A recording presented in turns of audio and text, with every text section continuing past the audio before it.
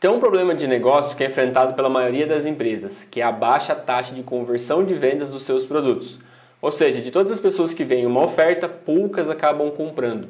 Isso acontece porque as empresas não conhecem verdadeiramente as necessidades do seu cliente e acabam criando uma única forma de comunicação com toda essa base. É por isso que tanto você quanto eu recebemos e-mails marketing todos os dias com produtos que a gente não tem interesse. Uma forma de solucionar isso é você começar a descobrir os interesses comuns da sua base de clientes e segmentar esse interesse dentro de grupos menores.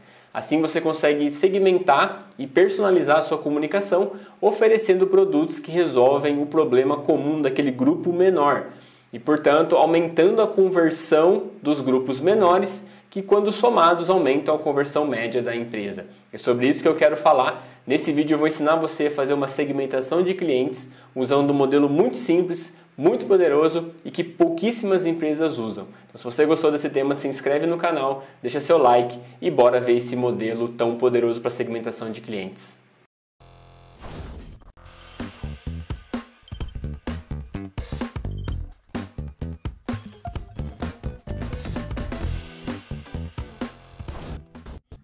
Olá, seja muito bem-vindo ao canal Seja um Data Scientist. Meu nome é Meigron, trabalho profissionalmente como cientista de dados desde 2017, passei por grandes empresas na minha carreira e atualmente trabalho na maior startup da América Latina do ramo imobiliário. Tenho esse canal no YouTube para poder desmistificar a ciência de dados, trazendo conteúdo direto do campo de batalha, e também dou aulas em um centro de formação de cientistas de dados de alto nível chamado Comunidade DS.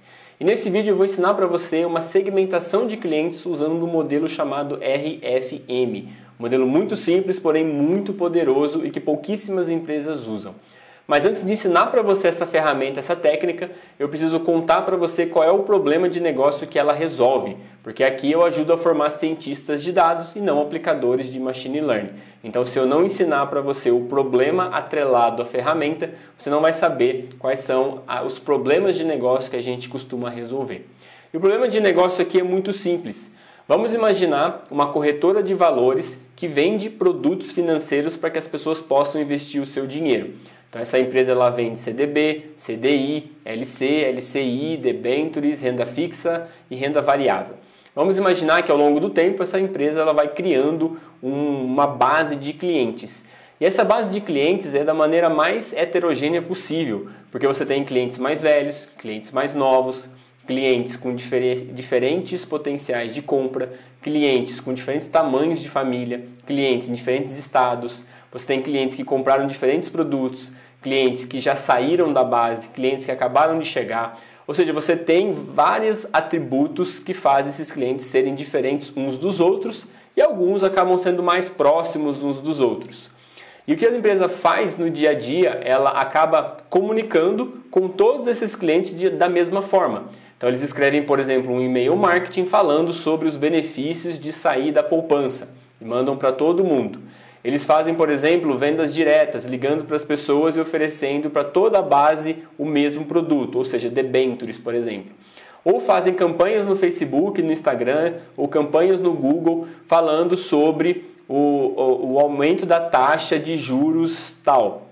Quando as pessoas fazem uma comunicação única para toda a base, pouquíssimas pessoas têm interesse naquele assunto específico, porque nem todas as pessoas estão em momentos diferentes de compra ou têm necessidades diferentes, ou problemas a serem resolvidos diferentes.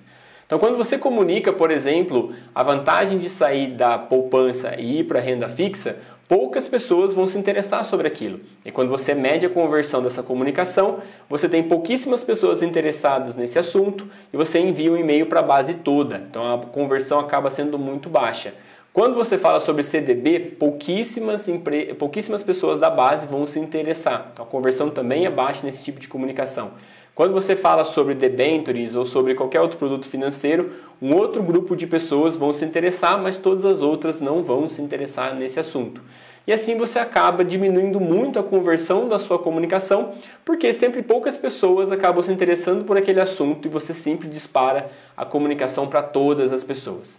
Para resolver isso, você precisa segmentar a tua base em grupos menores com interesses comuns. E essa técnica de segmentação de clientes, ela já é uma técnica muito antiga e que foi aprimorada muito com a ciência de dados.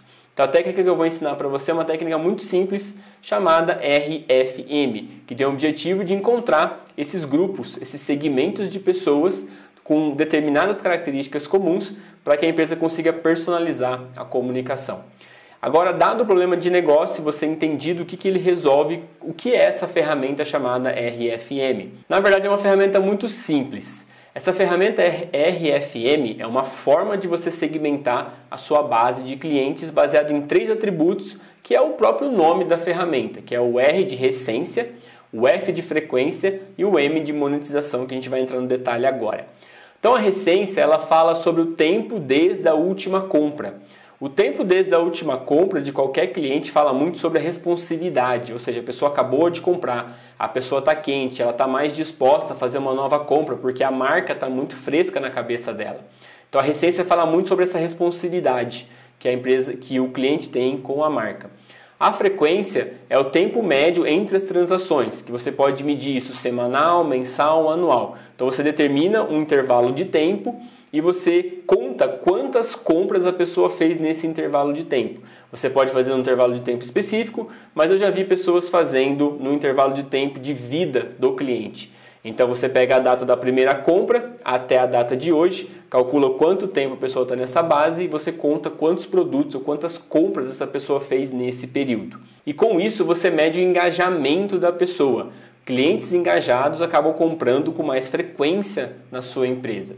Depois, por último, você tem o M, que significa monetário, ou seja, o total de gasto, o total de faturamento que esse cliente trouxe para você por meio dessas compras que ele fez.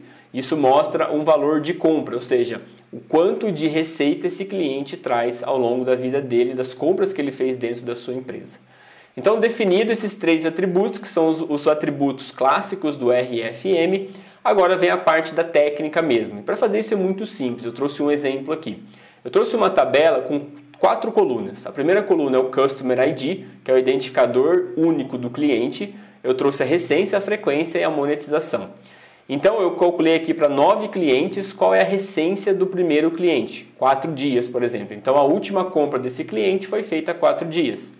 A recência do cliente número 2 é de 6. A última compra que o cliente fez foi há 6 dias. Então essa é a tabela da recência. A tabela da frequência segue a mesma lógica, então é a frequência de produtos comprados dentro do último mês. Então, quantos produtos o cliente 1 comprou nos últimos 30 dias? E aí eu calculei para todos os outros clientes. E tem o valor monetário, que é o valor gasto com a empresa, ou seja, é a soma do valor pago de cada um dos produtos por aquele Customer ID, por aquele cliente. E aí nós entramos então no passo a passo para construir o RFM. O RFM não usa essas variáveis puras, ou seja, recência, frequência e monetização como estão aqui. Nós usamos pontuações para cada uma dessas características. Então a primeira coisa que você vai fazer é criar essas pontuações. Como que você faz isso? Passo número 1. Você ordena a sua base de clientes por algum desses 3 atributos, que no meu caso aqui é a recência. Então eu vou ordenar os meus clientes pela menor recência, porque eu quero aqueles clientes que fizeram a última compra mais recente. Depois disso, eu vou determinar um sistema de pontuação, que pode variar do valor que você quiser. Então, eu já vi pontuações que variam de 1 a 5, de 1 a 10, de 10 a 100. Então, aí depende do como você quer dividir toda a sua base. Depois que você divide, você vai colocar o mesmo número de clientes dentro de cada uma das notas. Então, por exemplo, se você definiu notas de 1 a 5 e você tem 100 clientes na sua base, significa que 20% dos clientes terão nota 1, 20% nota 2, 20% nota 3 e assim por diante, até terminar todos os clientes. Então, cada uma das notas vai ter a mesma quantidade de clientes. Depois disso, você realmente faz essa conta. Então eu tenho o Customer ID, eu ordenei essa minha base pela recência, então os clientes que têm a menor recência sobem e vai da menor recência para a maior recência. Se você olhar aqui no Customer ID, eu tenho uma ordenação diferente da original. Eu tenho o Customer 1, o cliente 1 com a menor recência, o cliente 2 com a segunda menor recência e assim por diante, até o cliente 8 com a maior recência. Depois eu ranqueio esses clientes. Então, meu cliente 1 é o primeiro no meu ranking da recência, o cliente 2 é o segundo no meu ranking da recência, o cliente 7 é o meu terceiro cliente no ranking da recência. e aí eu atribuo as notas que eu decidi no meu sistema de pontuação. Então, se eu tenho 10 clientes aqui, cada 2 clientes vão estar dentro de uma nota. Então, isso significa que o cliente número 1 e o número 2 terão nota 5, o cliente número 7 e o número 5 terão nota 4, o cliente número 4 e o número 6 terão nota 3 e assim por diante até o último cliente. Eu não coloquei o cliente 10 aqui porque não coube, tá? Mas você faz para toda a sua base.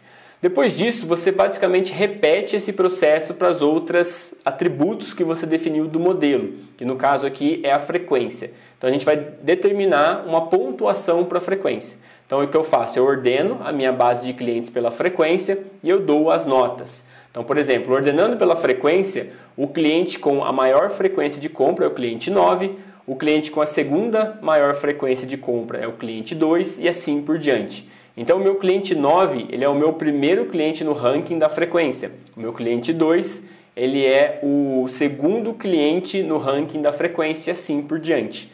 E depois eu dou as notas para esses clientes. Como eu tenho 10 clientes, eu tenho 5 notas. A cada 2 clientes vão receber uma nota. Então o cliente 9 e o cliente 2 recebem nota 5, o cliente 1 e o cliente 5 recebem nota 4 e assim por diante. Por último, a gente faz a mesma coisa com a monetização. Então, no passo 5 é ordenar os meus clientes pela monetização e o passo 6 é dar as notas. Então, eu vou ordenar agora os meus clientes pela monetização e vou ranquear eles dando as notas. Então, o meu cliente 9 e 8 são os clientes de nota 5 dentro da pontuação de monetização. Os clientes 2 e 1 são os clientes de nota 4 dentro do ranking da monetização. Depois que você tem todas as notas para cada um dos atributos, você usa uma métrica estatística para poder resumir isso. Ou seja, você pode calcular a média, mas pode ser mediana também ou qualquer outra métrica estatística que você queira para representar esse resumo. Então, o meu cliente 1, ele recebeu nota 5, 4, 4. 5 de recência, 4 de frequência e 4 de monetização. A média dá 4,3. Meu cliente 2 recebeu nota 4, 5, 4. 4 de recência, 5 de frequência, 4 de monetização e uma média de 4,3. Então eu vou calculando a média de todas as notas para cada um dos atributos de cada cliente. E depois disso eu tenho uma nota final, que se chama RFM Score, ou a pontuação do RFM. Depois que eu tenho essa coluna, eu consigo segmentar os meus clientes baseado em alguns segmentos que já são pré-estabelecidos do próprio modelo de RFM. E como que funciona isso? Primeiro você vai selecionar 2 atributos, que pode ser o R, o F, o R, o M, ou o F e o M, não tem problema. E aí você vai criar esses segmentos. Então imagina que eu escolhi a pontuação da recência para o eixo X e a pontuação da frequência para o eixo Y. Quando um cliente ele tem uma baixa recência, uma nota baixa de recência e uma nota baixa de frequência, ele é um cliente chamado de hibernado, ou seja, é um cliente que faz tempo que não compra com você e comprou também com pouca frequência. Quando você tem um cliente que ele tem uma pontuação de recência média e uma pontuação de frequência baixa, você tem um cliente que nós chamamos de próximo a dormir, ou ele está próximo de se tornar um hibernado, né? Então, um cliente que vai deixar de comprar ou está passando o tempo, ele não faz mais nenhuma compra. Um cliente que tem um score de recência alto, mas uma pontuação de frequência baixa, é um cliente promising, ou seja, que tem um potencial, porque ele comprou recentemente, mas não comprou com alta frequência. Nós temos os new customers, que fez a primeira compra, acabou de fazer a compra, tem a mais alta pontuação de recência possível. Depois disso, a gente vai para as notas médias da frequência. Então, a pessoa, se ela tem uma frequência média, mas um score de recência baixo, significa que ela comprou muito frequentemente, mas já faz muito tempo desde a última compra. Então, é um cliente que ele está no risco, porque ele já consumiu a marca durante um tempo, mas por algum motivo, ele não está mais consumindo aquilo.